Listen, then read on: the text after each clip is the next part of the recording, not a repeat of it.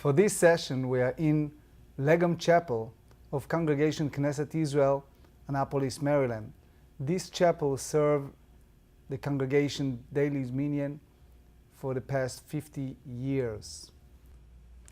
And this week we're going to talk about the Torah portion of Vayera, which starts with Abraham being visited by Hashem and some angels. We have a couple of lessons that are learned from that. First of all, visiting the sick, and second of all, the lessons of hospitality. It moves on to the destruction of Sodom and Gemorah and ends with the Akedah, the binding of Isaac. I think it's a very interesting Torah portion because there's so many lessons that can be learned from it, as I mentioned before, starting with the lessons on hospitality and visiting the sick. But we also know that it talks about some of the trials that Abraham was forced to go through, the 10 trials. And I know that there's some disagreement amongst the rabbis as to what the 10 trials are. But assuming that God knows everything and knows the outcome of everything, what is the point of putting Abraham through these kinds of trials? Why did that have to happen if God knew what was going to happen anyway? These trials that the Torah portion discusses is a statement that made in the Ethics of the Fathers. And as you mentioned, there are many opinions, how many and what exactly involved with those trials. Now, Nachmanides explained to us that the reason for those trials is Bishvil HaMenuseh. God for sure, as you said, knows everything. But for Abraham and for his descendants to realize who they are, what are their capabilities, that's the purpose of the trials. Furthermore, if I can recall on my personal experiences, when I was in service, my officer used to say, you never know your capabilities. As long as you are not in a state of fainting, you are capable. In other words, Abraham and his descendants need to know who they are, and sometimes the way to know it is going through a certain challenges in life. Always interesting and amazing to me how righteous and such a good man Abraham was.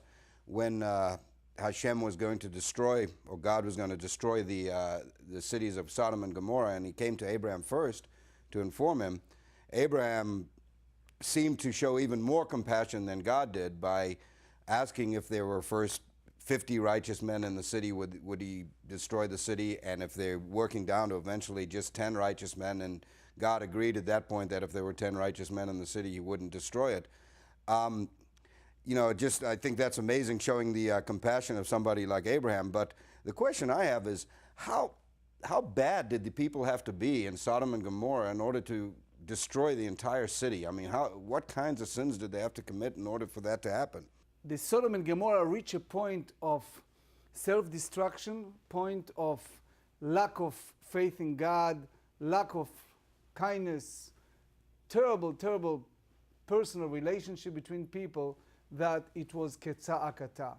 The Talmud relates so many really wickedness stories of the people in Sodom and Gomorrah that they reach a point in a way that God said it cannot go on. Torturing people, create suffering, unjustified judgment, the judges corrupted, the system corrupted. They reach a point that people who are not part of this corrupted system cannot live anymore in the cities of Sodom and Gomorrah. The Talmud tells us that Sodom and Gomorrah was cities filled of wealthy people, but lack of fear of God, lack of honesty, and as a result, it itself created destruction. Abraham, however, tried to plead. Even he was saved. He pleaded God. He went down from 50, etc., as you mentioned, 40, and he went down to 10. God said, if there are 10, I will save that city. And the rabbis dwell on that. They said that several times in the book of Genesis, there are point of minyan, of 10 people, 10 righteous people. The stories of Sodom and Gomorrah is just an example that reoccur. Rabbis tells us there is a concept that you hear it all over. Ma'aseh abot siman lebanim. The action of the parents and grandparents reflect on the future generation.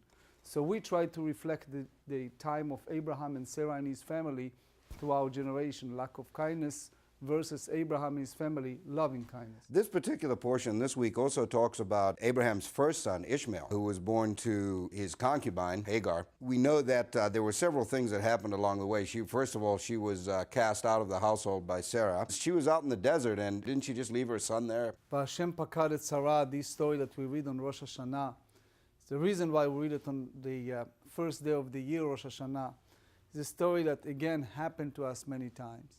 Sarah and Abraham, childless most of their lives. Sarah had the idea to help Hagar, to help her husband. She brought Hagar. It was a child the Torah called him Pere Adam, which is someone who's very difficult to handle. And then, unfortunately, Hagar tried to be the owner of the house. It happens that, imagine a situation that someone would come to you and ask you, can I build something in your yard? I don't have any other place to live. So you said, fine. And then the next thing you know is the guy tried to live there, occupy there, and claim ownership over the house. So that's basically happened with Hagar. It's a lesson to be learned. One of them is the idea how she treated her son. When she thought he's going to die, she just left him alone in the desert, which for sure is the opposite of what we call Yiddish mom, a Jewish mother, not behave like that. And then the Torah ended with this story we just read together, the story of the Akedah, the binding of Isaac. Mm-hmm. This is a story that reoccur. We said, Maaseh Avot Siman Labanim, things that happened in the past reoccur. The Akedah, the binding of Isaac, the binding of Abraham in many ways because he was about to lose his son, is a story that happened in the Holocaust. It's a story that happened that we have too many sacrifices we give in order to show our deep faith in God. It would seem to me that the Akedah, of course, was a big test for Abraham, but I'm sure it was also a huge test for Yitzchak as well, for Isaac. I mean, because he was a younger, stronger man. He could have, I'm sure, easily gotten away from his father, old, yes. where his father was 137 years old. One would think that he would have been able to get away if he had to or wanted to. And the fact that I think even some of the rabbis talk about the fact that Abraham was able to bind him at all speaks to the fact that he allowed him to do it. The whole concept is not only the ancient story of our people, it's something that reflects to us. The idea of being devoted to God, even we don't understand God, we don't understand actions in life, we don't understand why things happen. That's the story of the Akedah, and again, this is the reason why we read it the second day of the Rosh Hashanah.